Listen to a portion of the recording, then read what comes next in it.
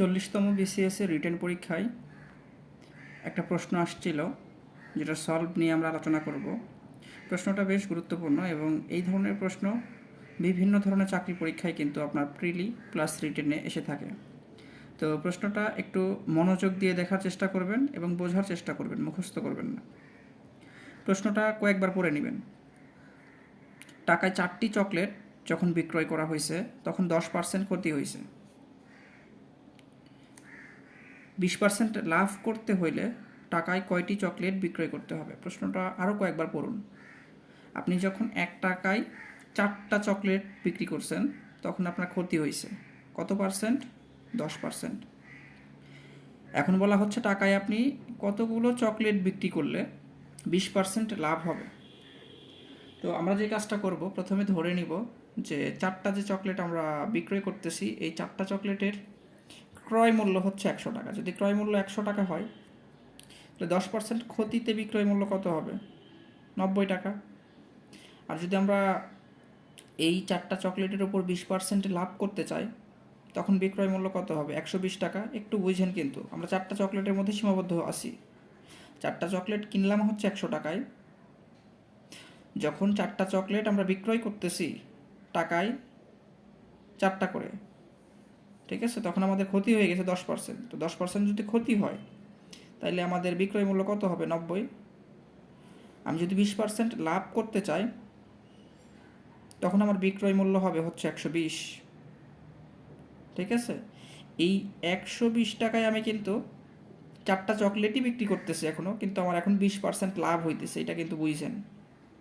আমি যখন 100 টাকার জিনিস 90 টাকায় বিক্রয় করছি, তখন আমার 10% ক্ষতি হয়েছে।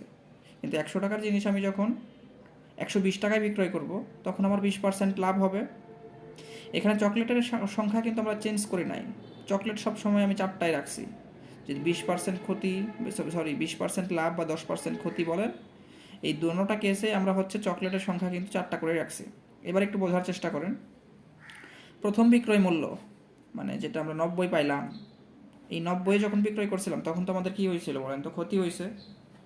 কিন্তু আমরা যদি 120-এ বিক্রি করি তখন তো আমাদের লাভ হচ্ছে, তাই না? তাহলে প্রথম বিক্রয় মূল্য যদি 90 টাকা হয়, দ্বিতীয় বিক্রয় মূল্য হবে 120 টাকা। এখন প্রথম বিক্রয় মূল্য যদি 1 টাকা হয়, তাহলে দ্বিতীয় বিক্রয় মূল্য হবে, ঐকিক নিয়ম করে ফেলেন, 120/90 ক্যালকুলেশন করলে আসবে 4/3।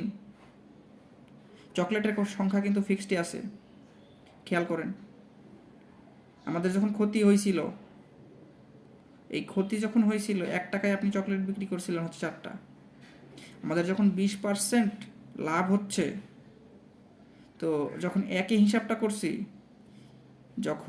হিসাবটা করছি তখন কিন্তু আমাদের বিক্রয় মূল্য দাঁড়াইছে হচ্ছে 4/3। এই 4/3-এ যখন আমরা 4টা চকলেটই বিক্রি করতেছি, তখন কিন্তু আমাদের লাভই হচ্ছে। তো 4/3 টাকায় যখন আমরা বিক্রয় করতেছি 4টা চকলেট, তখন আমাদের 20% লাভ হচ্ছে। তো আমি যদি 1 টাকায় কতগুলো চকলেট বিক্রি করলে 20% লাভ হয়, এইটা বের করতে যাই, তাহলে কী হবে দেখেন। 4/3 টাকায় আমি বিক্রি করতেছি 4টা চকলেট, আমার লাভই হচ্ছে কিন্তু এই মুহূর্তে। তাহলে 1 টাকায় যখন আমি চকলেট বিক্রি করব, তখন এই ঐকিক নিয়মে এটা উল্টায় যাবে, ওপরে 3 নিচে 4 চলে আসবে, আলটিমেট আসবে হচ্ছে 3। 3টা চকলেট যখন আমরা বিক্রি করব তখন 20% লাভ হবে। এখানে যে কনফিউশনটা আপনাদের বাড়তে পারে সেটা হচ্ছে এই যে এইখানে এই তথ্য, মানে এই জিনিসটা 4/3 টাকায় আমরা কিন্তু এই মুহূর্তে 4টা চকলেটই বিক্রি করতেছি, কিন্তু আমাদের লাভ হচ্ছে, ঠিক আছে। কিন্তু যখন আমরা 1 টাকায় বিক্রি করতেছিলাম 4টা, তখন আমাদের ক্ষতি হচ্ছে। আপনি একটু বুঝে দেখেন তো, এই 4/3 মানে কি এটা 1-এর চাইতে বড় সংখ্যা না? তো 1-এর চাইতে যখন বড় সংখ্যা হচ্ছে তখন তো লাভই হবে, তাই না? আরেকবার দেখেন, 4টা চকলেটের ক্রয় মূল্য আপনি ধরছেন হচ্ছে 100 টাকা। 100 টাকায় 4টা চকলেট কিনছিলেন, এখন 4টা চকলেট আপনি বিক্রয় করতেছেন 90 টাকায়, তাহলে ক্ষতি হয়ে গেছে। কিন্তু 4টা চকলেট যদি আপনি 120 টাকায় বিক্রি করেন, তখন আপনার লাভ হবে কত পার্সেন্ট? 20%। 90 টাকায় বিক্রি করলে তখন আপনার ক্ষতি হচ্ছে 10%।